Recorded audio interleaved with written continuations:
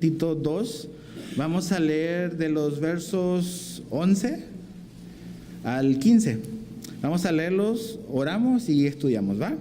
Dice, porque la gracia de Dios se ha manifestado para salvación a todos los hombres, enseñándonos que renunciando a la impiedad y a los deseos mundanos, vivamos en este siglo sobria, justa y piadosamente, aguardando la esperanza bienaventurada y la manifestación gloriosa de nuestro gran Dios y Salvador Jesucristo, quien se dio a sí mismo por nosotros para redimirnos de toda iniquidad y purificar para sí un pueblo propio, celoso de buenas obras. Esto habla y exhorta y reprende con toda autoridad, nadie te menosprecia. Entonces, Señor, te pedimos de que ahorita tú abras nuestro entendimiento, nuestra mente, nuestro corazón, que nos des un corazón enseñable, Señor, que pueda silenciar todas las distracciones en nuestra vida y que podamos tener un oído presto y también unos pasos prestos para obedecer lo que tú nos quieras mostrar y enseñar hoy. Te lo pedimos en el nombre de Jesús. Amén. Esta carta es una carta muy breve y decíamos la semana pasada que quizás podríamos decir que es una especie de condensación de lo que Pablo le escribió a Timoteo en sus cartas hacia él, ¿no? De hecho, Tito fue escrita paralelo un poquito después de Primera de Timoteo. Tito era este hombre, este pastor, este joven pastor, discípulo de Pablo, que fue enviado a la isla de Creta para solucionar una serie de situaciones que la iglesia estaba pasando.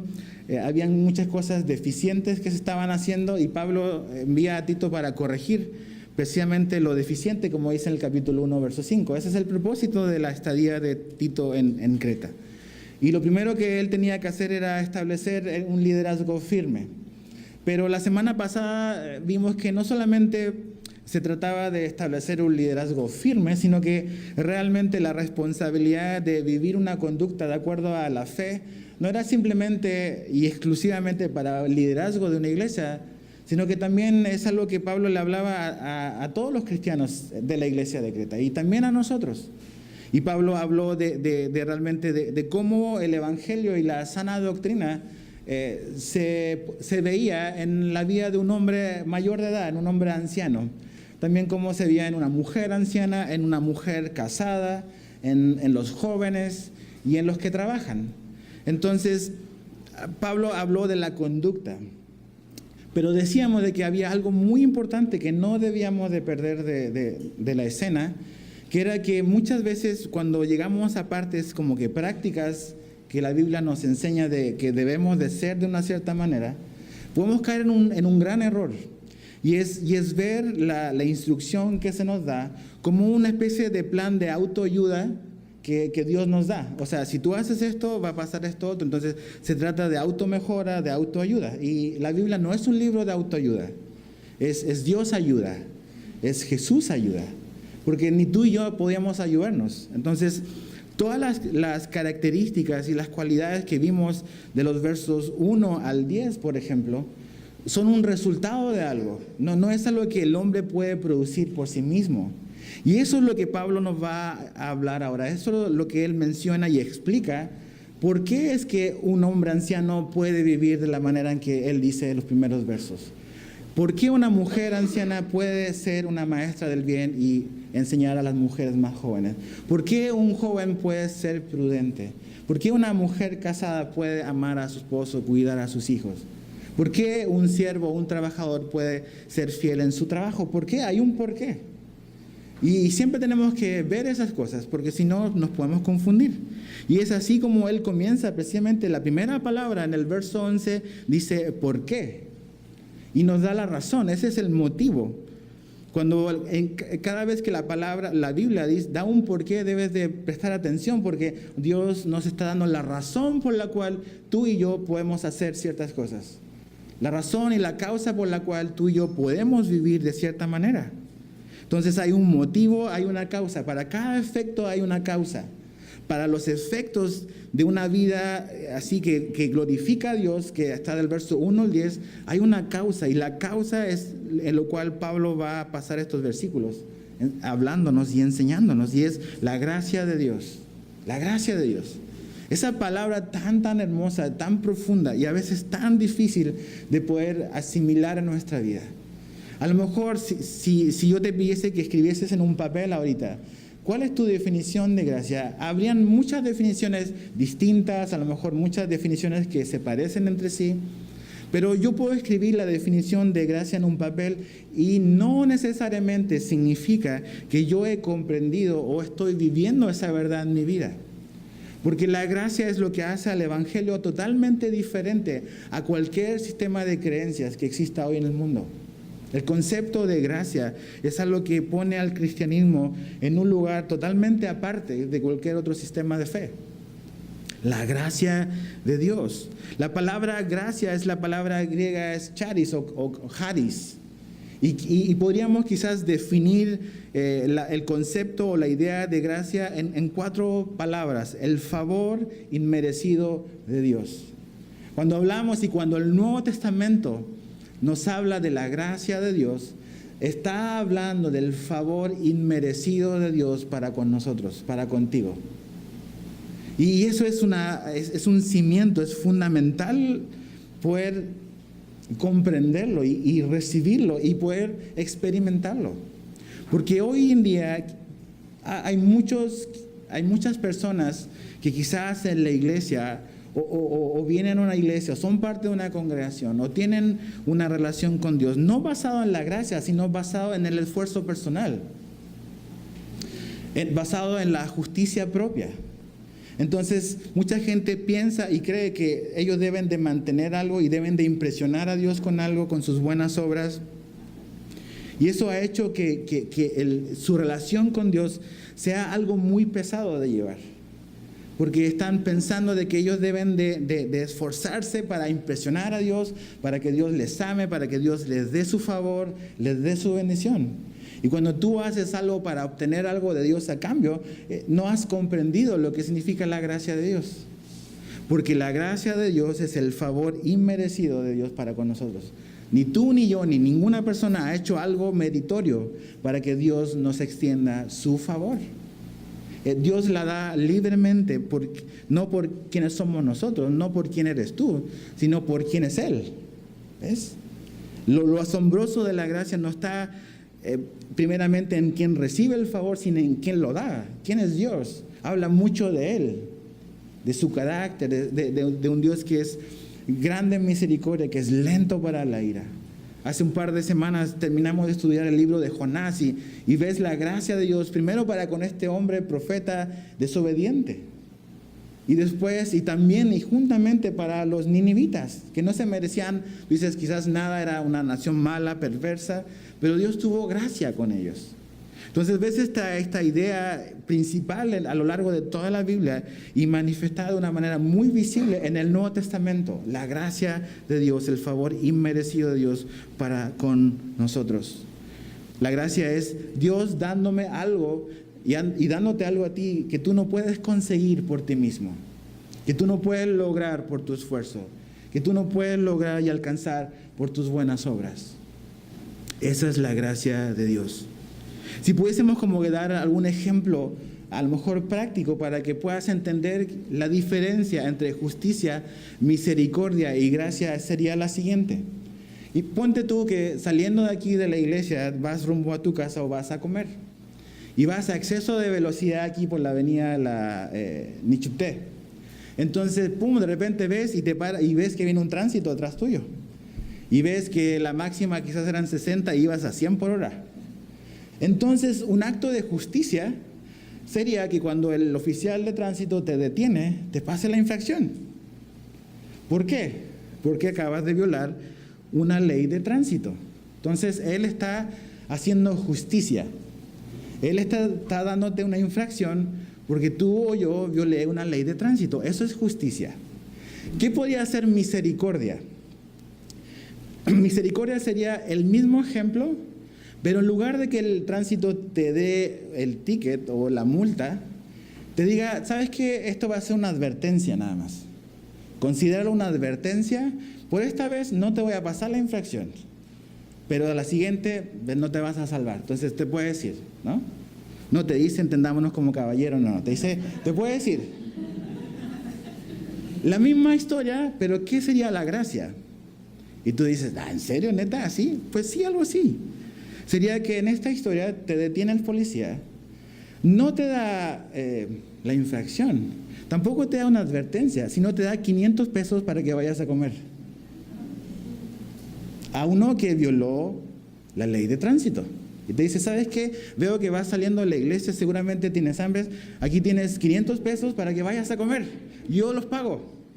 Y dices, esto es demasiado bueno para ser verdad. Exactamente. Es demasiado bueno para ser verdad. Y esa es gracia, ¿ves? No es que Dios no te da lo que mereces, sino es que Dios te da lo que tú no mereces, ni yo. Algo demasiado bueno que ninguno de nosotros podía comprar o obtener. Y esa es la gracia de Dios. Y cuando tú y yo comprendemos que esa es la base sobre la cual nos relacionamos con Dios, eso cambia absolutamente una relación rígida, árida con Dios, en algo que va a florecer por amor, por gratitud, donde hay alegría y hay gozo en el corazón. Entonces Pablo dice ahí en el verso 11, porque la gracia de Dios se ha manifestado. Esa palabra manifestado quiere decir, se hizo visible. No es que Dios demostró su gracia en el Nuevo Testamento. Dios siempre ha sido un Dios de gracia. La palabra manifestado es algo que estaba oculto, que se dio a conocer, que se reveló, pero no es que apareció ahí por primera vez. Dios siempre ha sido un Dios lleno de gracia. En el Antiguo Testamento ves destellos de un Dios de gracia también. La gente a veces dice, no, es que el Antiguo Testamento es este Dios enojado que no tiene misericordia de nada. Lee Jonás, por favor. Lo acabamos de estudiar. Lee muchos libros, ves cada hombre, cada mujer que Dios usó. Es un acto donde la gracia de Dios brilla, ¿no? Dar algo que nosotros no podíamos merecer. Entonces, cuando Pablo dice aquí, que la gracia de Dios se ha manifestado, es que se dio a conocer, se reveló de una manera muy visible, muy clara.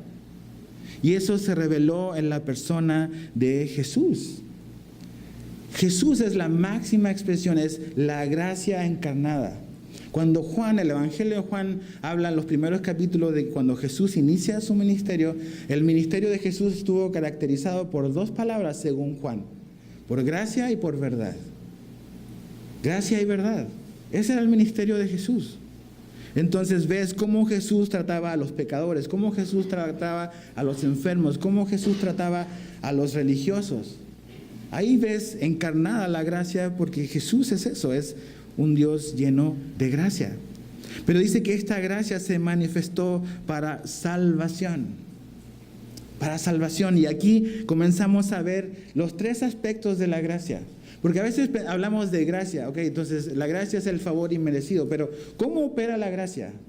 ¿Cómo podemos ver sus alcances? Los alcances de la gracia. Lo primero que hace la gracia de Dios, de acuerdo al texto que tenemos por delante, es que la gracia nos salva. La gracia nos salva. Porque dice que la gracia de Dios fue manifestada con un propósito. La palabra para habla de un propósito con el cual Dios reveló su gracia y es para salvación. Dios nos salvó y la salvación es un regalo de Dios. No es algo que tú o yo o ninguna persona puede comprar. Ni con dinero, ni con sacrificios, ni con rituales, ni con buenas obras, con absolutamente nada. Tú puedes decir, no, yo sí quiero relacionarme con Dios por mis obras porque yo creo que soy una muy buena persona. ¿Seguro? Porque a lo mejor nuestro estándar de bondad y de maldad puede variar. Y créeme que entre 6,000 millones de hombres que hay en el planeta, seguramente vas a encontrar a alguien un poco peor que tú, para compararte. Pero el estándar que Dios usa para definir lo bueno y lo malo, no es tu definición ni la mía, sino el estándar con el cual Dios nos va a juzgar es el estándar de Jesús, que es perfección. Entonces, si yo quiero ir a Dios, yo quiero acercarme a Dios basado en mis buenas obras, yo tengo un serio problema.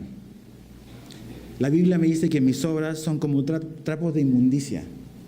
que no son suficientes, de que sí pueden ser muy buenas entre nosotros y podemos favorecernos unos a otros, pero mis obras no alcanzan a pagar mi deuda, tu deuda con Dios. No se puede pagar, no alcanza, no son suficientes. Pudiese ser quizás como ver este ejemplo, o sea, es como un alpinista, ¿no? O sea, nosotros vivimos aquí al nivel del mar, pero un alpinista quizás su mayor desafío es escalar el Everest y llegar al punto más alto que hay sobre la faz de la tierra. No me acuerdo cuántos miles de metros son. Pero ese hombre que está en el punto más alto, y tú podrías decir quizás el punto más cerca de Dios, sigue habiendo un abismo de separación entre esa punta más alta y Dios. No puedes llegar más arriba que eso. Y es lo mismo con nuestras obras. Pueden ser muy, muy buenas, y quizás tú puedas ser el hombre más bueno o la mujer más bondadosa sobre la faz de la tierra, pero sigue habiendo un abismo de distancia entre tú y Dios. Porque tus obras no son suficientes. Entonces, ¿cuál es el plan de Dios? La salvación tiene que ser un regalo. Es un acto de gracia. Es algo que no merecemos. Entonces Dios manifestó, dice, su gracia para salvación. Dice, ¿para salvación de quién? ¿Qué tan amplio es el espectro para quienes está disponible la salvación? Dice, ¿para salvación de algunos pocos? Dice, ¿para salvación de algunos elegidos? No. Dice, para salvación a todos los hombres. Y si llevas tiempo siendo cristiano, sabes que hay posturas de los calvinistas, de los arminianos, y que Jesús solo murió por los elegidos, por un grupo pequeño. Aquí la Biblia dice claramente que la salvación está disponible para todos los hombres. Para todos los hombres. No para un cierto grupo selecto. Para todos. La salvación es algo que está disponible para cualquier persona sobre la faz de la tierra. Eso no quiere decir de que todos los hombres van a ser salvos. La Biblia dice que el corazón de Dios es que todos los hombres vengan al arrepentimiento y puedan experimentar la salvación. Pero la salvación como posibilidad es una posibilidad abierta para todos los hombres. Eso es lo que vemos en la Biblia, eso es lo que creemos. Nadie es suficiente o lo suficientemente malo para que no pueda ser salvo. Piensa en eso. Nadie es lo suficientemente malo para que no pueda ser salvo. Entonces tienes que examinar tu vida. A lo mejor hoy te sientes condenado por algo que has hecho, por algo que has estado haciendo, o quizás te sientes condenado por algo que sucedió en tu pasado, algo que hiciste en el pasado. Y tú dices, no, es que eso que hice o en lo que estoy ahora realmente es imperdonable. El amor sí sé y creo que Dios es bueno, que Dios es amoroso, pero esto es demasiado malo como para que yo pueda experimentar la gracia de Dios. La Biblia nos dice lo contrario. No importa qué tan profundo hayas caído, la gracia de Dios sigue aún más profundo que tu peor pecado. La gracia de Dios alcanza y llega a los límites donde sea necesario llegar para rescatar. No importa lo que hayas hecho, no importa lo que estás ahora. Si hay arrepentimiento y si abandonas tu pecado y vienes en fe a Jesús, la salvación está disponible para ti. Para cualquier persona está disponible la salvación. Habiendo dicho eso, la salvación también, o no hay nadie lo suficientemente bueno que no necesite la salvación. Tú dices, no, la salvación es para la gente que está en muchos problemas. Yo tengo mi vida ordenada, tengo mi buena familia, mis hijos en orden, tengo un buen trabajo, tengo una buena cuenta de banco, yo no necesito. Y si piensas así no has visto cuál es el diagnóstico de Dios. Podemos ser personas o hombres o mujeres, entre comillas, exitosos. Otra vez, de acuerdo al estándar de Dios. Pero Jesús dijo, ¿de qué te sirve ganar el mundo si a cambio pierdes tu alma? ¿Ves? Tu alma es eterna. Las cosas de esta vida son pasajeras. Un día vas a partir, un día vas a morir. Un día tus hijos van a partir, un día tu esposa va a partir, un día yo voy a partir. Un día, y ese día cuando ocurra no te vas a llevar ni tu casa, ni tu auto, ni nada. Y vas a estar delante de Dios ahí parado. Y vas a decir, ¿y ahora quién podrá ayudarme? Pero hay un abogado que se ofrece, ¿ves? Para defenderte, para justificarte, para pararse contigo a tu lado, para que puedas ser reconciliado con Dios. Entonces no importa según tu criterio lo bueno que puedas hacer, también necesitas la salvación. Porque Dios dice que no hay un justo, dice Romanos 3, ni siquiera uno. No hay un hombre que pueda ser justo, solamente Jesús. Entonces la salvación está disponible, es un acto de gracia de Dios y está disponible, dice, para todos los hombres. Entonces la gracia de Dios es la que nos salva. No es algo que tú haces o que tú vienes y dices, Señor, yo voy a hacer esto y si yo hago esto, tú me vas a aceptar. No se trata, no venimos a Dios, no nos acercamos con confianza a Dios por algo que tú puedas hacer o que tú puedas ofrecerle a Dios. Porque no es suficiente, no es suficiente. Es ahí donde entra la obra perfecta y completa de Jesús. Entonces, número 1, la gracia nos salva. Número 2, la gracia nos enseña. Fíjate lo que dice el verso 12, la gracia nos enseña. Dice, enseñándonos que renunciando a la impiedad y a los deseos mundanos, vivamos en este siglo sobria, justa y piadosamente. Siempre pensamos en este concepto de, la gracia de Dios es la que nos salvó. Y sí es cierto. Es lo primero que dice, es la gracia se mostró o se reveló o se manifestó para salvación, pero no solamente para eso. También dice que nos enseña. Eso es lo que dice, nos enseña, enseñándonos. La gracia también nos enseña, y esa palabra enseñar que usa aquí Pablo es la palabra entrenar. Entrenar. Es como una persona que va a entrenar a alguien, a un niño sobre todo, para poder crecer, para poder aprender. Entonces no solamente le da la teoría, le da las herramientas y lo capacita para poder cumplir con la tarea que se espera de él. Entonces cuando Pablo está diciendo de que la gracia de Dios también nos enseña, Pablo está diciéndonos de que la gracia también nos transforma. La gracia de Dios también nos transforma. Y eso es algo asombroso y algo que no debemos de perder de vista. Dios no está exclusivamente y únicamente interesado en tu salvación, en mi salvación. Eso es el comienzo. Pero la obra completa de redención del hombre, la obra completa de Dios en la salvación, incluye también muchas otras cosas, como por ejemplo la transformación de tu vida. Dios te ama mucho, te ama más que cualquier persona y te ama así como estás, y puedes venir a Él así como estás. Pero el amor de Dios es tan grande que su amor te va a cambiar y no te va a dejar como te encontró. Y es ahí donde también entra la gracia de Dios. La gracia de Dios no solamente está disponible para salvarnos, la gracia de Dios está disponible para enseñarnos, para transformarnos, para santificarnos. Porque dice que nos enseña a lo número 1, a renunciar. ¿Te das cuenta? Fíjate el verso 12, enseñándonos que renunciando a la impiedad y a los deseos mundanos, vivamos en este siglo sobria, justa y piadosamente. La gracia de Dios nos capacita, nos transforma y nos ayuda a hacer dos cosas. Dice a renunciar, y la idea de renunciar es rechazar, es dejar atrás. ¿A dejar atrás qué? La impiedad, dice, la impiedad. Entonces tú dices, estoy salvo, ¿no? Ya creí en Jesús, ya puse mi confianza en Él, reconozco de que soy un pecador que merecía el castigo, el juicio de Dios, pero Dios me ofrece la salvación como un regalo. Ya creí en Él. ¿Qué viene ahora? Pues te vas a dar cuenta que, naces de nuevo, hay un nuevo nacimiento. Pero ese nuevo nacimiento no significa que tus deseos carnales van a desaparecer. Y te vas a dar cuenta que a la hora de recién nacido vas a seguir teniendo deseos para hacer lo malo.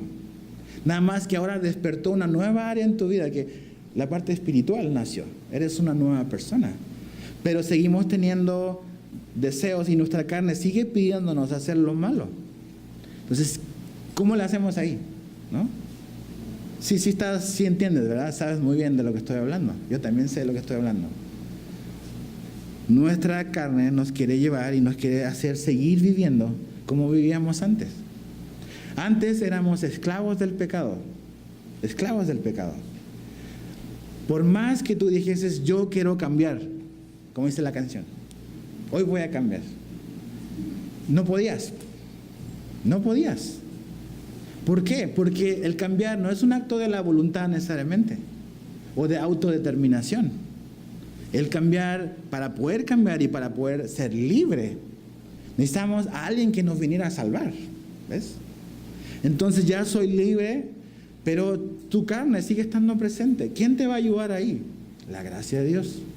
La gracia de Dios te va a ayudar y me va a ayudar a renunciar, a dejar atrás la impiedad, a poder, eso que tú antes no podías dejar de hacer, antes siempre, constantemente eras esclavo de eso, y tú sabes qué es.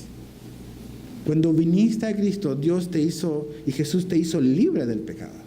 Y ahora, por la gracia de Dios, te va a ayudar a mantenerte libre del pecado. No está diciendo la Biblia, y nunca nos dice de que ya que somos creyentes, ya nunca más pecamos. La Biblia habla de que vamos a pecar. Pero una cosa es pecar, caer, tropezar, y otra cosa es seguir viviendo y seguir siendo esclavo del pecado. Son dos cosas diferentes. Pero la gracia de Dios me va a ayudar a renunciar, a rechazar la impiedad. Y no solamente así como que vivir una vida viendo todo lo malo y peleando solo con lo malo, sino que también nos va a ayudar a vivir de una manera diferente. Hay algo negativo, o sea, rechazo, dejo atrás la impiedad, pero corro tras algo bueno. Avanzo hacia algo bueno que Dios tiene conmigo, para conmigo, y es como dice ahí, para que vivamos en este siglo sobria, justa y piadosamente. La gracia de Dios te va a ayudar y te va a transformar para que tu vida pueda vivirse de una manera que glorifica a Dios, como el verso 1 al verso 10. ¿Cómo podemos resumir una vida sobria, justa y piadosamente? Versículo 1 al versículo 10. Esa es una vida justa, piadosa y digna. Ahí está. Entonces, ¿cómo tú y yo vamos a poder vivir esa vida? ¿Cómo tú y yo vamos a poder ser hombres ancianos de cierta manera, mujeres de cierta manera, jóvenes de cierta manera, mujeres casadas de cierta forma, trabajadores de cierta manera? ¿Cómo vamos a poder hacer eso? Por la gracia de Dios. No es por tu propio esfuerzo. No es como que un plan de autoayuda. La iglesia no es un grupo de autoayuda. La iglesia es el cuerpo de Cristo. La iglesia es la gente que ha nacido de nuevo, que ha experimentado la salvación, y por el poder de Dios y la gracia de Dios puede vivir una vida sobria, justa y piadosamente. La gracia de Dios nos va a dar el poder para vivir una vida diferente. Dios no es un Dios tirano y cruel que te está pidiendo hacer algo que Él no te ha dado la capacidad para poder hacerlo.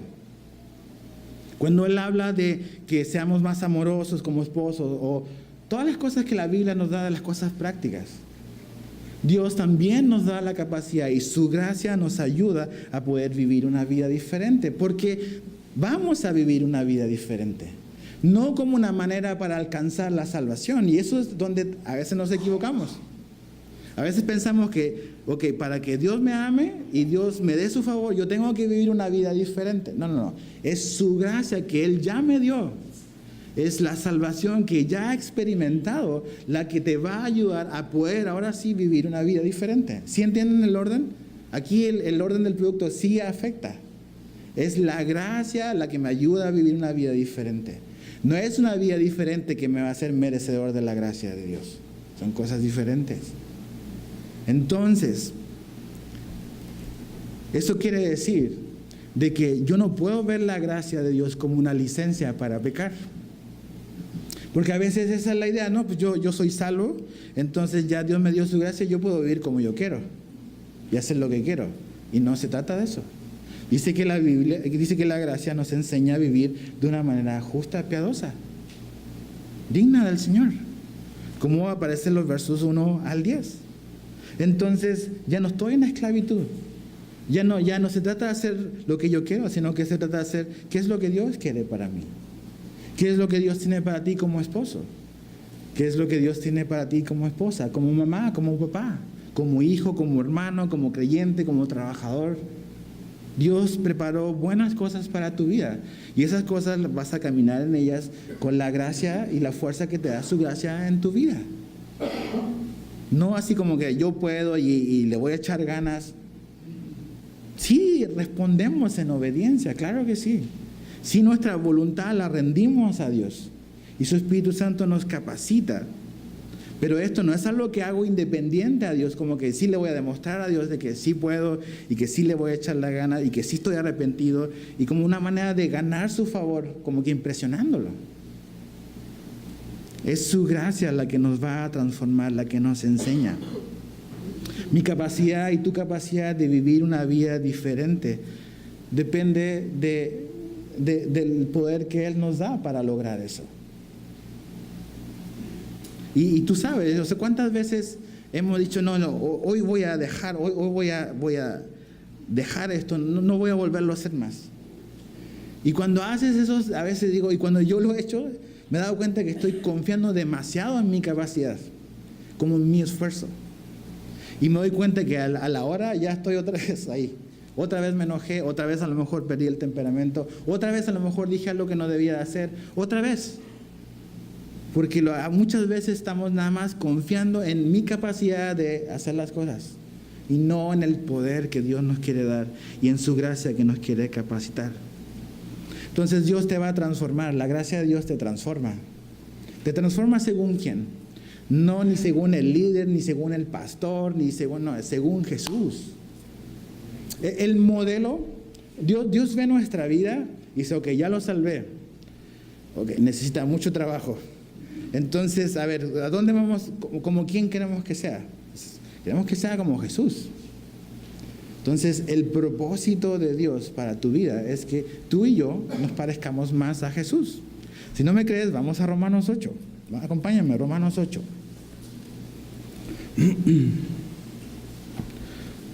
Romanos capítulo 8. Verso 29.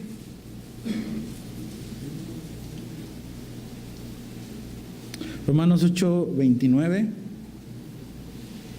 Fíjate lo que dice. Porque a los que antes conoció también los predestinó para que fuesen hechos conforme a la imagen de ¿quién dice ahí? De su Hijo. Para que Él sea el primogénito entre muchos hermanos. A veces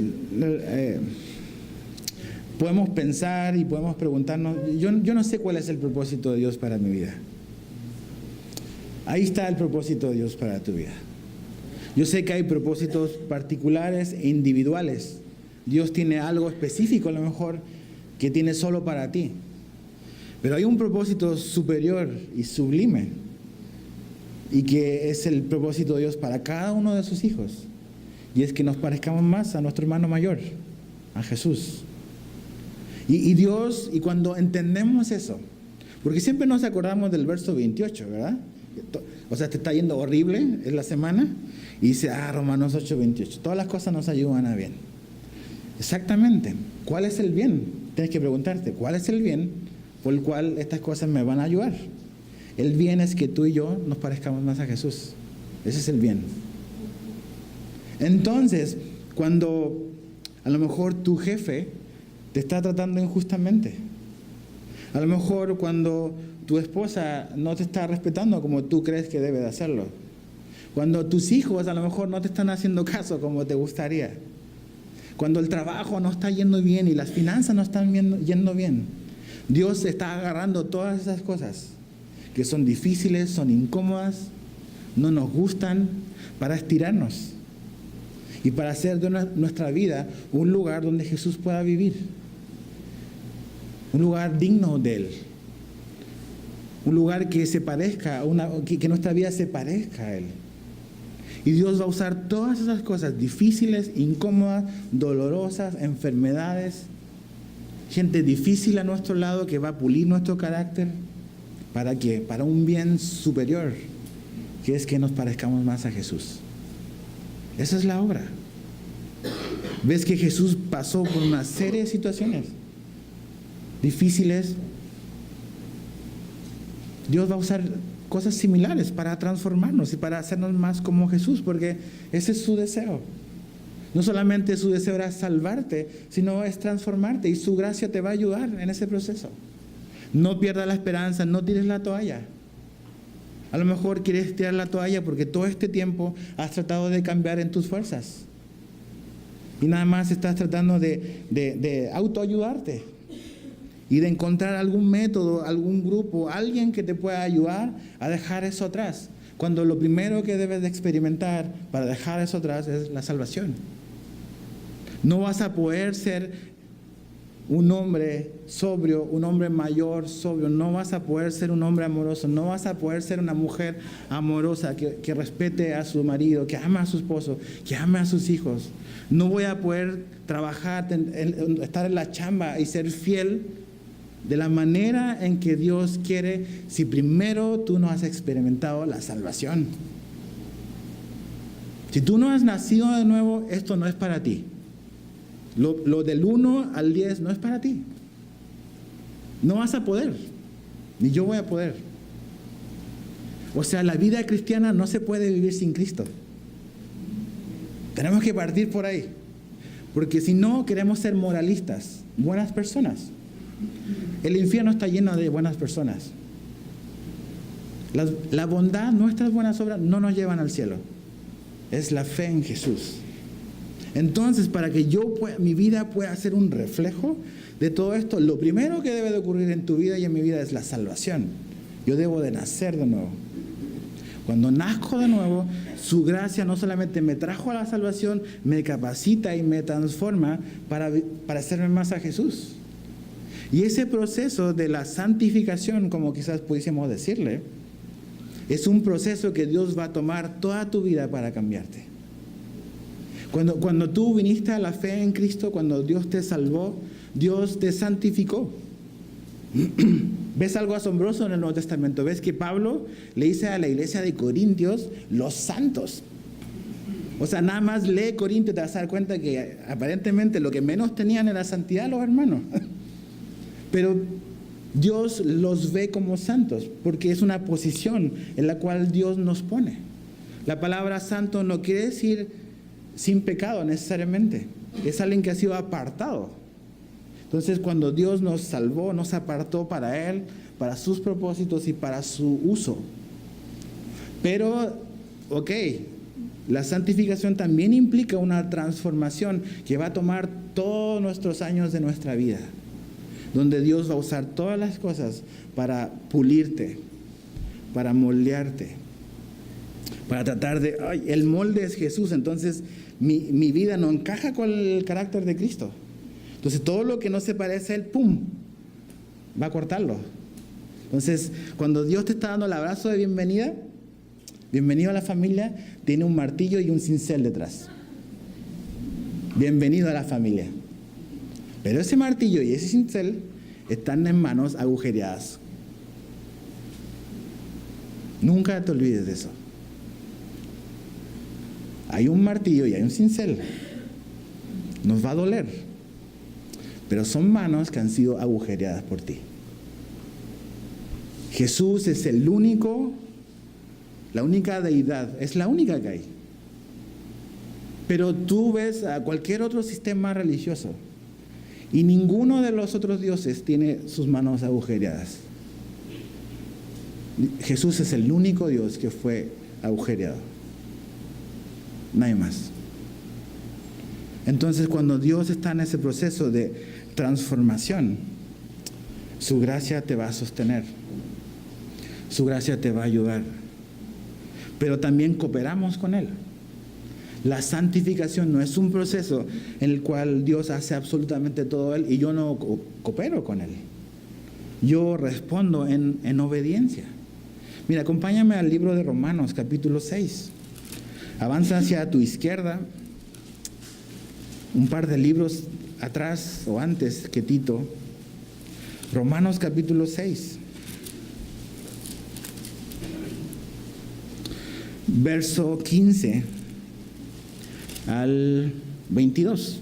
Romanos 6, 15 al 22. Fíjate lo que dice. ¿Qué pues?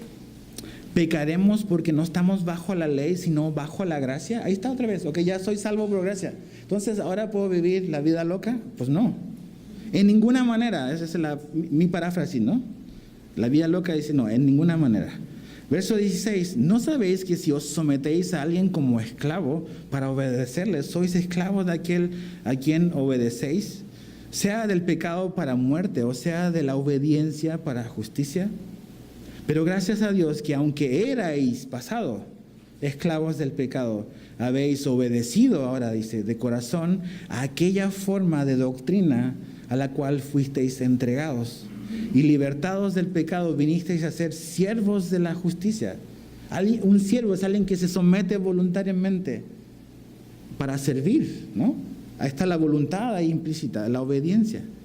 Dice, verso 19, hablo como humano, por vuestra humana debilidad, que así como para iniquidad presentasteis vuestros miembros para servir a la inmundicia y a la iniquidad, así ahora para santificación presentad vuestros miembros para servir a la justicia. Dice, porque cuando erais esclavos del pecado, erais libres acerca de la justicia. Pero ¿qué fruto teníais de aquellas cosas de las cuales ahora os avergonzáis? Porque el fin de ellas es muerte.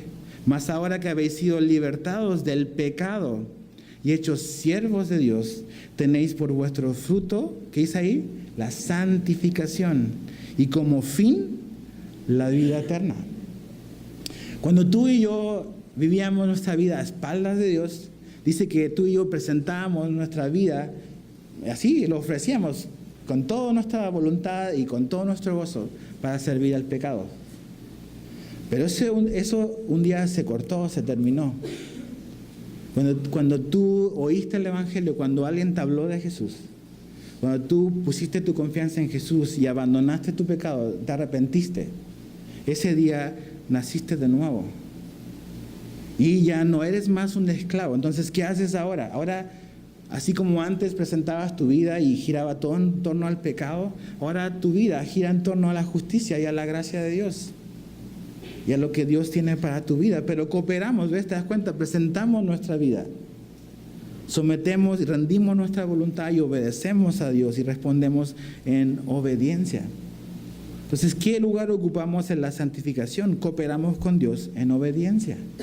Acompáñame a 2 de Pedro. Avanza ahora hacia tu derecha. Después de Tito, avanza hacia tu derecha. 2 de Pedro, capítulo 1.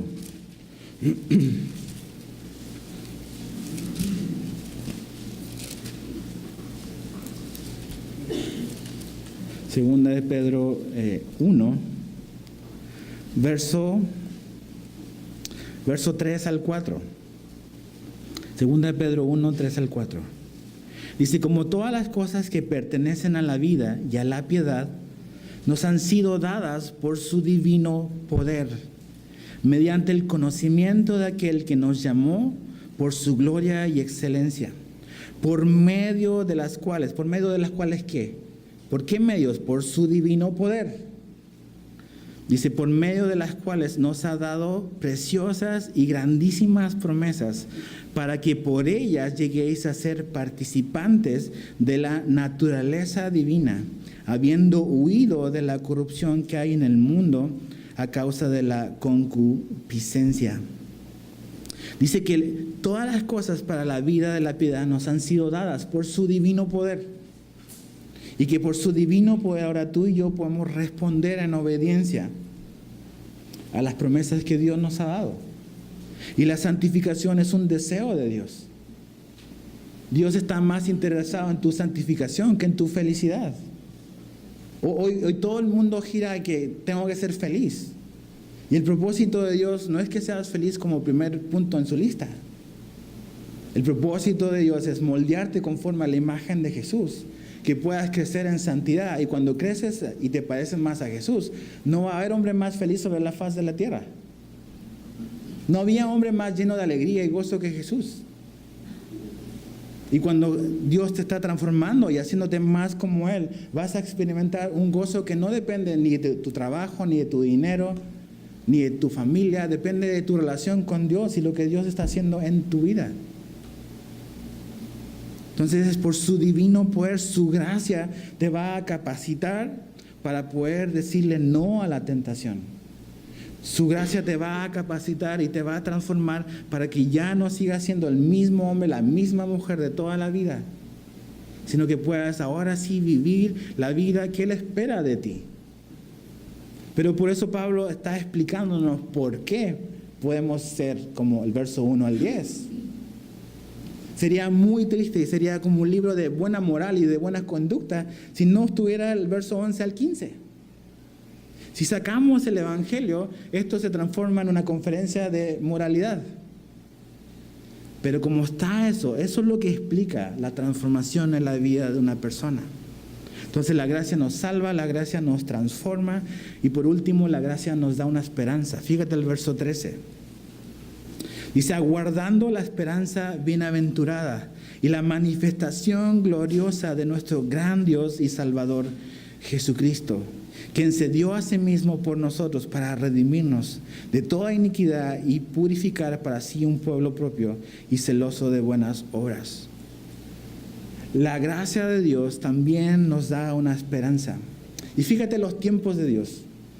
Cuando Dios te salva, cuando Dios te salvó, arregló tu pasado, resolvió tu pasado, quién eras, lo que habías hecho. Mucha gente dice, ay, daría cualquier cosa por tener una nueva vida. Ok, Jesús te da una nueva vida, te promete una nueva vida, te quiere dar una vida, una nueva vida. De hecho, te quiere dar vida. Lo que tú tenías antes y considerabas como vida, Dios lo considera como muerte. Entonces, cuando vienes a Jesús, te dan una nueva vida y tu pasado Dios lo resolvió. Ok, la gracia resolvió eso, te trajo a la salvación. La gracia número 2, ahora te está ayudando en el presente. Te va a ayudar a poder caminar y a vivir una vida que dignifica y glorifica a Dios. Pero lo tercero que hace la gracia, no solamente arregla el pasado, nos ayuda en el presente, también nos da esperanza para el futuro. Nos da esperanza para el futuro porque dice, aguardando la esperanza bienaventurada. Y la Biblia cuando habla de la esperanza bienaventurada es la esperanza que tenemos como creyentes de que Jesús va a regresar por nosotros. Jesús va a volver un día, va a venir por su iglesia. Nunca debemos de olvidarnos eso porque es algo que la gracia también nos da esa esperanza. Eso significa que esta vida, mi metro cuadrado que se llama vida, no es para toda la vida. La eternidad es lo que importa. La eternidad y dónde yo vaya a la eternidad depende de mis decisiones en mi metro cuadrado. Claro que sí. Pero Dios me está preparando y me recuerda, y yo debo estar esperando y anhelando ese día en que Jesús va a venir, la esperanza bienaventurada. Jesús le dijo a sus discípulos en Juan 14, 1 y 2, de que Él iba a preparar morada y que cuando Él viniese, Él los iba a tomar para sí. Cuando Jesús ascendió a las nubes, se fue. Los ángeles que aparecieron ahí le dijeron a los discípulos, oye, ¿qué hacen mirando? O sea, así como se fue, así va a regresar. Jesús va a volver. Y muchas veces esta es una parte a veces de nuestra vida que no pensamos realmente mucho. ¿Qué significa para ti esta idea y esta verdad y esta esperanza que es que Jesús va a regresar por nosotros? Ponte a pensar en eso. Un día vamos a estar delante de Jesús. ¿Ves? Ese día, todas tus preocupaciones, todo lo que pensabas que era eterno y que nunca iba a terminar, ya va a ser un lejano y distante recuerdo. Pero ese día viene avanzando hacia nosotros, o nosotros vamos avanzando hacia ese día. Y la esperanza bienaventurada es esa esperanza que nos da el hecho de saber de que vamos a pasar la eternidad con Jesús. Y que Jesús quiere pasar la eternidad con nosotros. Quiere pasar la eternidad contigo. La Biblia dice que Jesús va a venir. Y vemos en la Escritura de que la Biblia hace una diferencia entre dos eventos. Un evento en el cual Él dice que Él va a arrebatar a la iglesia y lo va a llevar. Lo que conocemos como el rapto. Sí creemos en el rapto, la Biblia lo enseña. Nos va a arrebatar y nos va a llevar con Él. Pero la Biblia también habla de una segunda venida, que es cuando Jesús va a regresar y va a instaurar su reino aquí en la tierra. Pero Jesús va a venir, va a regresar por nosotros. Y dice que es la gracia de Dios que nos mantiene con esa esperanza de que esto es limitado, es temporal, pero que Él un día va a venir por nosotros. ¿Y sabes por qué la gracia también hace eso? Porque la gracia me permite ver la venida de Jesús sin miedo, sino con confianza. Porque si no fuera por gracia, yo tendría mucho miedo de ver a Jesús. Porque yo sé quién soy y sé quién es Él. Yo no querría ver a Jesús si la gracia no estuviera de por medio. Si solo fuese como un juez tirano y así que nada más es riguroso y no extiende su misericordia, yo no quiero ver a Jesús porque sé que ese día me va a ir mal, porque voy a recibir lo que merezco. Pero habla de que la gracia nos hace anhelar ese día. ¿Por qué? Porque yo sé que cuando Jesús me vea, el trato y la relación está basada en la gracia. Y puedo enfrentar ese día, el hecho de su venida, con esperanza y no con miedo. Ahora yo sé que seguramente aquí hay personas que sienten miedo de ese día. Y a lo mejor puede ser de que desconoces lo que la Biblia enseña sobre ese día, o tú sabes de que estás haciendo cosas que no estás preparado para ese día. Y tenemos que examinar. La Biblia dice en 1 Juan capítulo 3, de que el que tiene esa esperanza, la esperanza de ver a Jesús, se purifica a sí mismo. Entonces la idea y esta noción de que, yo sé que Jesús va a venir, no sé cuándo, pero sé que va a venir y puede venir en cualquier momento, dice que esa esperanza también me purifica. O sea, piensa en esto. ¿Qué tanto cambiarían tus decisiones si tú supieras de que Jesús viene el viernes? ¿Qué decisiones diferentes tomarías? ¿Qué decisiones tomarías si supieras que Jesús viene mañana? ¿Cómo cambiarían tus prioridades? Dice, claro, es que yo sé que viene Jesús, por eso a lo mejor tomaría mejores decisiones. Pero ¿te das cuenta? No se trata de saber cuándo viene, se trata de saber que Él va a venir. Entonces, esa idea de que Él viene en cualquier momento debiese de hoy hacerte a ti y a mí reconsiderar si lo que estoy decidiendo tiene que ver con su voluntad o tiene que ver más bien con mi voluntad. Estoy preparado, estás preparado tú a rendir cuentas por tu vida ante Jesús. ¿Ves? Si tú has creído y has nacido de nuevo, la Biblia dice que un día nos vamos a parar delante del tribunal de Cristo. Ese tribunal, dice Pablo en Corintios, no es para determinar si tú eres salvo o no eres salvo. La salvación es un regalo. Es algo que aceptamos por fe y lo recibimos y confiamos en Él y nacemos de nuevo. Pero la Biblia habla de que tú y yo vamos a rendir cuentas. Jesús dio muchas parábolas sobre el Señor que va lejos y le deja cosas a sus siervos, pero Él va a regresar y pide cuentas. Entonces tú y yo un día nos vamos a parar delante de Jesús. Y Dios nos va a pedir cuenta por mi matrimonio, por mis hijos, por los dones que Él me dio. No para decidir si eres salvo o no, sino para recompensar tu fidelidad. Pero la idea de esta manifestación y esta esperanza bienaventurada debiese de llenar nuestro gozo, nuestro corazón de gozo. Es diferente. Imagínate ese día que te casaste. ¿Te acuerdas de ese día que te casaste? Seguramente había mucha emoción, mucho nervio. Espero que haya habido mucha emoción. Y uno puede ver como que una boda y la perspectiva que tiene la novia de ese día es muy diferente a la perspectiva que tiene un invitado a la boda. O sea, un invitado a la boda dice, pues qué padre, voy a ir, voy a comer rico, ¿verdad? Pues es la neta. Pero la novia lo ve de otra manera, ¿ves? O sea, ese día no espero que llegue ese día. O el novio. Entonces, Cuando Jesús venga por nosotros, la novia se va a juntar con el novio. Entonces, si tú realmente tienes esa esperanza bienaventurada, tu actitud es anhelar ese día que llegue. No es como el invitado, el espectador que va a asistir nada más a un evento. Es alguien que va a ser partícipe y es protagonista. Entonces, esta idea, esta verdad que la Biblia nos da de que Jesús va a regresar, ¿qué genera en tu corazón? ¿Expectativa? ¿Anhelo? ¿O simplemente es algo más dentro de la Biblia? Piensa, la gracia de Dios también nos da esa esperanza. Y dice y Pablo termina esta idea hablando repitiendo un poco el concepto de que Dios nos salvó para que vivamos una vida diferente, para que nuestra vida sea un reflejo de quién es Él, de que tu vida y mi vida pueda ser una manifestación de estas buenas obras.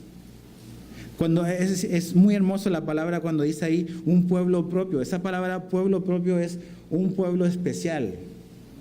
Dios nos salvó para hacernos su gente especial. No su gente rara, es su gente especial. Para que seamos celosos de buenas obras. Entonces, no existe tal desconexión entre fe y obras. ¿Ves? No es que las obras me dan la salvación, pero una fe genuina y verdadera. Y cuando la gracia de Dios está actuando de verdad en tu vida, va a generar buenas obras. Tu vida, tu matrimonio va a cambiar si realmente la gracia de Dios está actuando en tu vida. Tu relación con tus hijos va a cambiar si la gracia de Dios está actuando en tu vida. Tu vida laboral va a cambiar si la gracia de Dios está actuando en tu vida.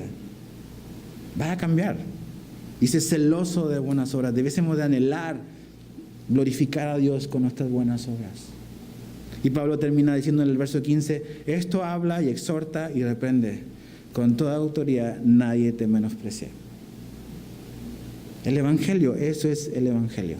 La gracia de Dios, que nos salva, que nos transforma y que nos da una esperanza.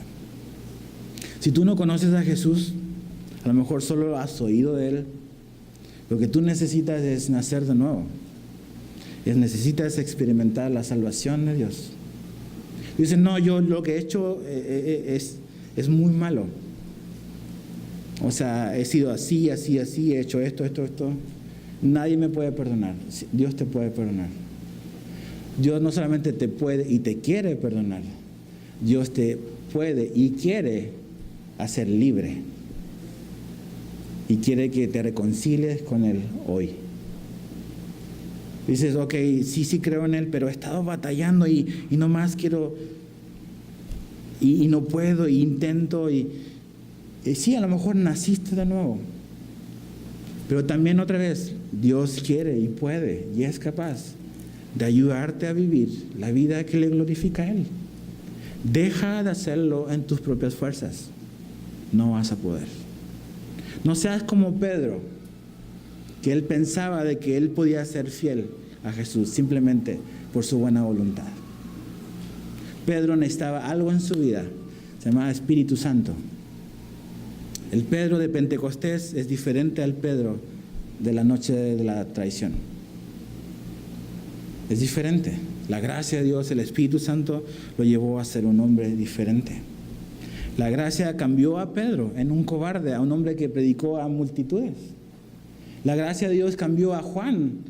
Todos pensamos, sí, Juan el discípulo del amor, pero era Bonerges, era hijo del trueno. Tenía un carácter tremendo. Lo cambió en un discípulo amoroso. La gracia de Dios cambió a un perseguidor como Pablo o Saulo en un predicador, en un plantador de iglesias. Entonces no me puedes decir de que la gracia de Dios no puede contigo. La historia, la Biblia está llena de historias de que la gracia de Dios puede con cualquiera. Ven a Jesús.